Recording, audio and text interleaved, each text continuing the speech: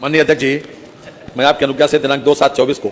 ग्राम फुलरही मुगलगढ़ी तथा थाना सिकंदराव जनपद हाथरस में श्री साकार नारायण विश्वहरि उर्फ भोले बाबा के सत्संग कार्यक्रम में घटित घटना के संबंध में गृह पुलिस अनुभाग 12 की सूचना संख्या U-0-50-6-2 12-2024 लखनऊ दिनांक 3 जुलाई 2024 द्वारा श्री ब्रजेश कुमार श्रीवास्तव विदिन ब्रैकेट द्वितीय माननीय न्यायमूर्ति विदिन ब्रैकेट सेवानिवृत्त उच्च न्यायालय इलाहाबाद की अध्यक्षता में गठित त्रिसदस्यीय हाथरस न्यायिक जांच आयोग द्वारा प्रस्तुत जांच आख्या खंड 1, खंड 2 व खंड 3 को जांच आयोग अधिनियम 1952 की धारा 3 की उपधारा 4 के अधीन सदन के पटल पर रखता हूं। संख्या 4 कुछ नहीं है, 5 कुछ नहीं है, संख्या 6 याचिकाएं। हाँ, आ जाएगी।